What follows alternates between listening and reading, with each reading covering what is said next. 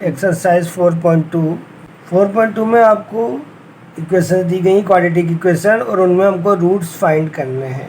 First का जो first part है उस इक्वेशन है आपके पास x² minus 3x minus 10 equal to 0। कि अब आपको जो इक्वेशन दी गई है उसमें हमारी जो कांस्टेंट संख्या है वो 10 है और बीच वाला जो नंबर है आपका वो 3 है। तो अब हमको ऐसे दो नंबर चाहिए कि इंटू करने पर तो -10 आ जाए और उन दो नंबरों को हम माइनस करें तो कितना आ जाए आपके पास 3।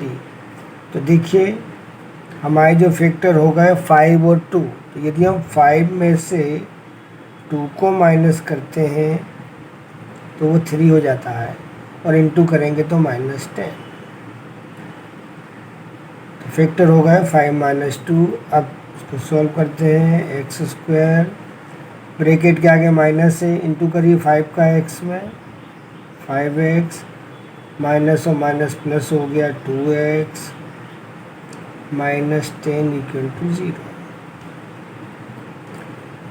अब शुरू की दो टर्म में से कॉमन लिया तो शुरू की दो टर्म में से कॉमन आपके पास आया x, क्या आ गया आपके पास x माइनस के 5।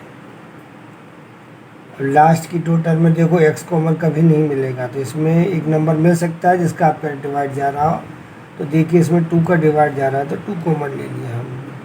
2 कॉमन लेने के बाद हमारे पास बचा है x माइनस 5। जब भी आप फैक्टराइज मेथड करते हैं तो हर क्वेश्चंस में यदि पहले पार्ट में जो नंबर आया है ब्रैकेट में वो दूसरे ब्रैकेट में आता ही है कंपलसरी। यदि नहीं आता इसका मतलब है आपने कि उस क्वेश्चन को रॉन्ग कर लिया। तो जो ब्रैकेट का डिजिट है उसको कॉमन निकाला, ब्रैकेट का डिजिट x माइनस 5 बाहर आ गया। फर्स्ट पार्ट से बचा x और सेकंड से बचा 2। तो आपके ये दो फैक्टर हुए x माइनस 5 और x प्लस 2। अब इनसे रूट्स निकाल लेते हैं। तो सबसे पहले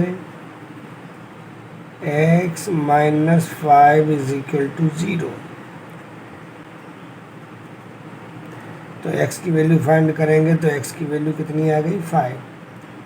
दूसरा वेक्टर लीजिए, दूसरा वेक्टर है आपके पास x प्लस 2 इक्वल टू 0 और इससे x की वैल्यू आ गई हमारे पास -2। तो जो हमारे रूट्स आए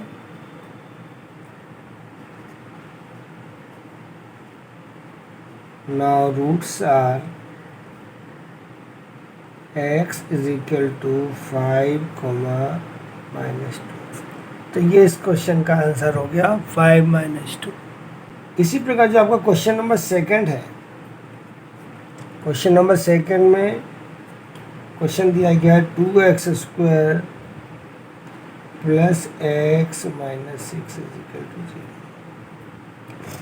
अब आपको इस इक्वेशन के रूट्स निकालने हैं। तो सबसे पहले देखो ध्यान से, आपने फर्स्ट और लास्ट का इंटू किया तो कितना आ गया -12। मतलब हमको दो नंबर ऐसे चाहिए कि इंटू करने पे तो कितना है -12 और उन्हें माइनस करो तो कितना बीच में कितना मान सकते हैं आप मिडिल टर्म में हम कोएफिशिएंट को मान सकते हैं 1। तो 1 आना चाहिए, 1 आना चाहिए। 4 - 3, यदि हम 4 - 3 का इंटू करते हैं तो -12 हो जाएगा और यदि 4 - 3 को माइनस करेंगे तो 1। तो मिडिल टर्म को दो पार्टों में बांटा आपने 4 - 3। चलिए इंटू करिए तो 4 का x में किया 4x, 3 का x में किया 3x और -6 इज इक्वल टू 0। शुरू की दो टर्म में कॉमन मिल रहा है। देखो ध्यान से x तो है, उसके अलावा 2 का डिवाइड भी जा रहा है तो 2x कॉमन निकाला तो ये रह गया आपका x प्लस 2।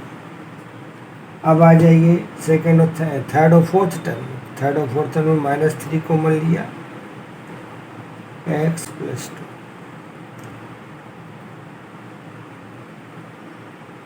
कॉमन लेने के बाद दोनों में पार्टों में आपका ब्रैकेट का डिजिट कॉमन आ गया, देख लीजिए। तो क्या आ गया x प्लस 2, क्या रह गया आपके पास 2x माइनस 3 इक्वल टू 0। ये अलग अलग ले लेते हैं। If x plus 2 equal to 0, therefore x is equal to -2। तो पहला आंसर आ गया -2।